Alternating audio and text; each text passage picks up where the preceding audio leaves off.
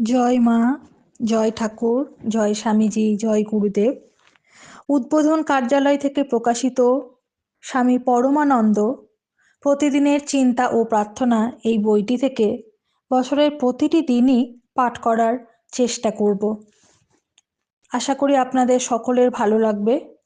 দিব্যত্রয়ীর কৃপা শান্তি, কৃপা পরশ, প্রেমাস্পর্শ, তাদের ভাব আমাদের সকলের মধ্যে ছড়িয়ে পড়ুক, এই প্রার্থনা নিয়ে আমরা শুরু করছি আজ থেকে প্রতিদিনের চিন্তা ও প্রার্থনা স্বামী পরমানন্দ এই বইটির জানুয়ারি মাসের 1 জানুয়ারি থেকে পাঠ শুরু হচ্ছে। সকলকে সাথে থাকার জন্য অনেক অনেক ধন্যবাদ। যদি আপনাদের এই পাঠ ভালো লাগে অবশ্যই আমাদের চ্যানেলটিকে সাবস্ক্রাইব করবেন এবং অন্যান্য সকলের সঙ্গে শেয়ার করবেন।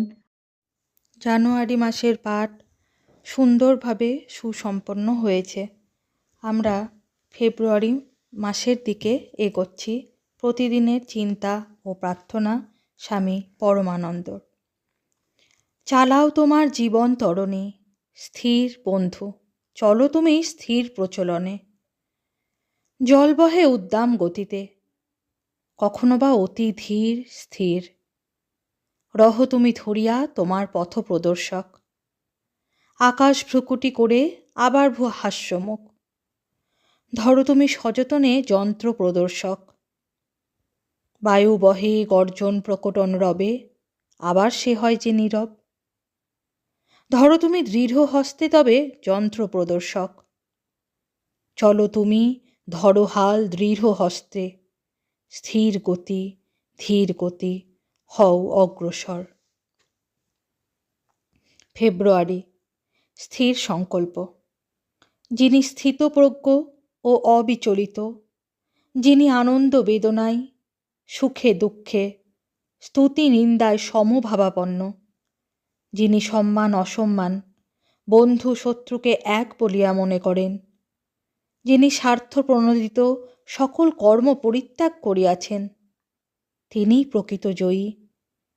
এবং যিনি গুণাতীত হইয়া অচলা ভক্তির সঙ্গে আমারই সাধনা করিতেছেন, তিনিই সত্যি সেই পরম পুরুষের সঙ্গে যুক্ত হইতে পারিবেন। ভগবদ্গীতা। 1 ফেব্রুয়ারি দিনের প্রধান চিন্তা। পর্বতের মতো অবিচলিত হও।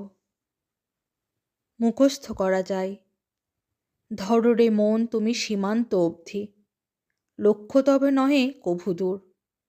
হৃদি যবে বাঁধে তারে অনুরাগ ভরে, ধরো তাঁরে প্রেমও ভরে। রহ অতি স্থির, ধরো দৃঢ় হস্তে শেষ সীমা বাঁধ।